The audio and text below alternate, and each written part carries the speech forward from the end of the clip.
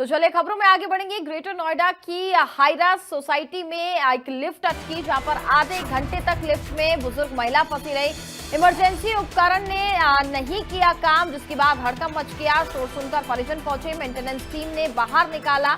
बता दें कि सोसाइटी में हंगामा देखा गया और एक्शन की मांग यहां पर तेज हो गई है।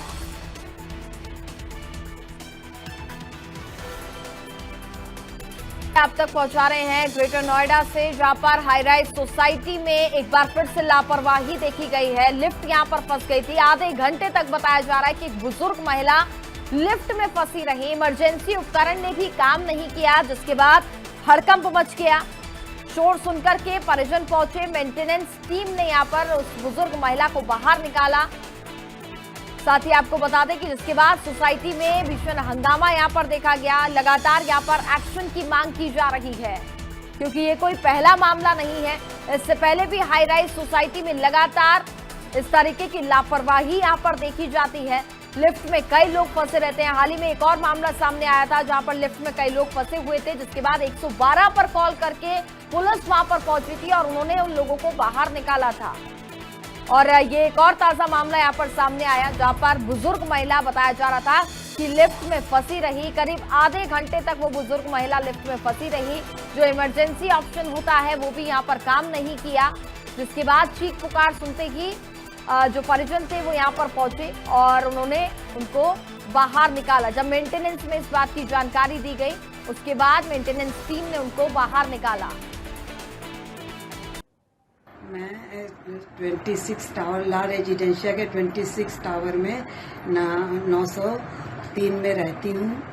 और कल रात में मैं 10 बजे लिफ्ट के अंदर गई अपने।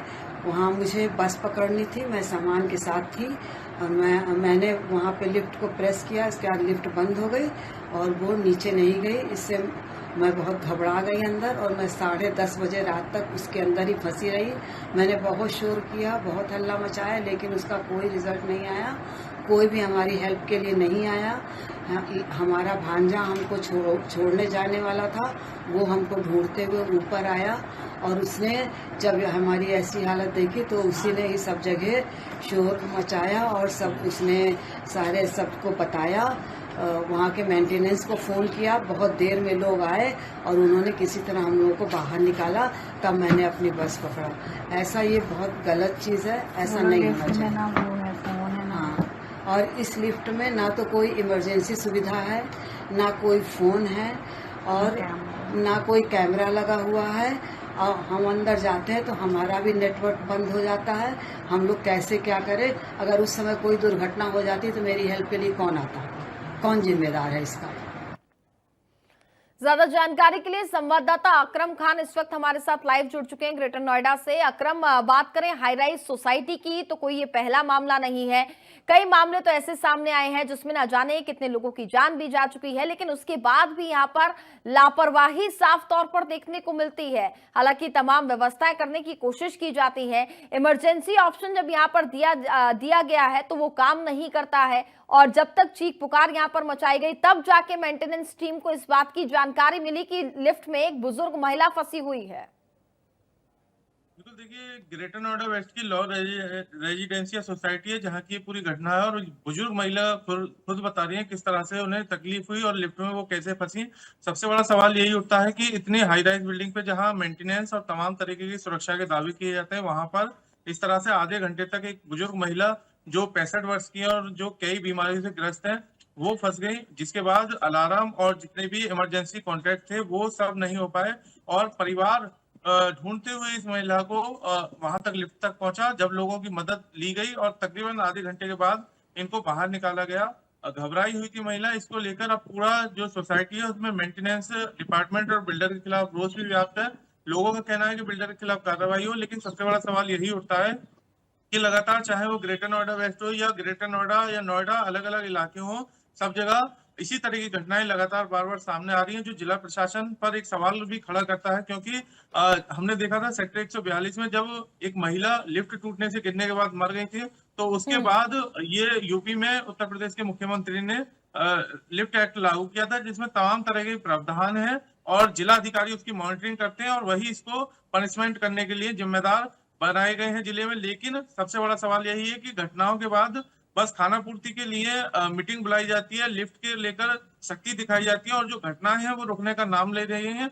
गौतम जी, बुद्ध नगर में लगातार हम देख रहे हैं, अभी 2-3 दिन पहले भी घटना हुई थी, कल भी घटना हुई थी, अलग अलग जगह बिल्कुल। से लिफ्ट रुकने की खबर आती है, फंसने की खबर आती है, लेकिन कोई सख्त कार्रवाई देखने को नहीं मिलती है, जिसकी वजह से ये लगातार इस तरह की घटनाएं बढ़ रही हैं। ऐसा ये आने वाले टाइम में कहीं लिफ्ट फंसी हुई है, कहीं और मेंटेनेंस को लेकर विवाद है, तो मोटी रकम तो ली जाती है रेजिडेंट से, लेकिन जो लिफ्ट के बिल्कुल। नाम पर सुविधा देनी चाहिए वो नहीं मिली है और इसी का नतीजा है कि लगातार इस तरह की घटनाएं सामने आ रही हैं।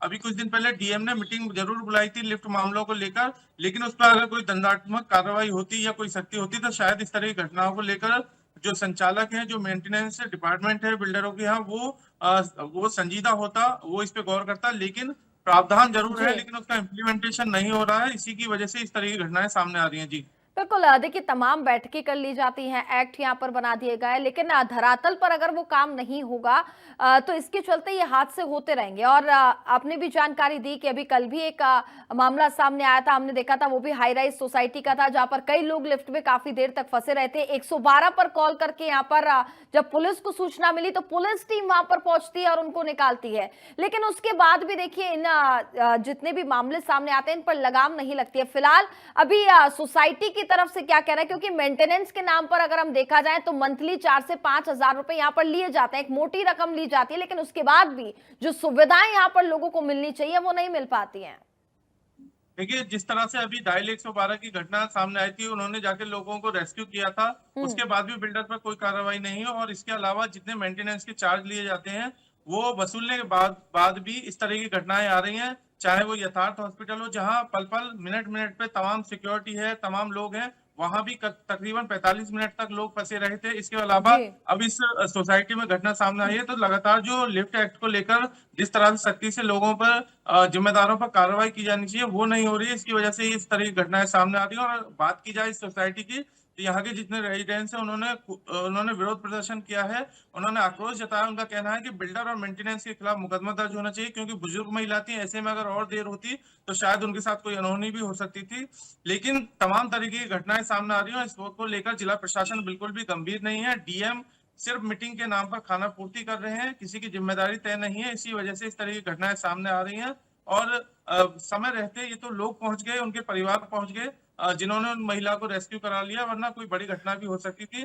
तो तमाम तरीके की लगातार लिफ्ट के अटकने की खबरें आ रही हैं, लेकिन जिला प्रशासन इस दिशा में कोई ठोस कदम नहीं उठा रहा। सिर्फ और सिर्फ लिफ्ट एक्ट जो है वो गौतम बुद्ध नगर में महज खानापूर्ति बन के रह गया। जी तमाम प्रावधान के अगर कोई दिक्कत होती है तो 48 घंटे के अंदर उस पर कार्रवाई होगी, लेकिन अभी तक लिफ्ट अटकने की घटनाएं सामने आ रही हैं, लेकिन कार्रवाई के नाम पर सिर्फ जीरो है। कोई खाना पूर्ति हो रही है, कोई कार्रवाई नहीं की गई, जिसकी वजह से लगातार घटनाएं बढ़ रही हैं। जी चलिए, बहुत बहुत धन्यवाद आपका तमाम जानकारी हम तक पहुंचाने के लिए।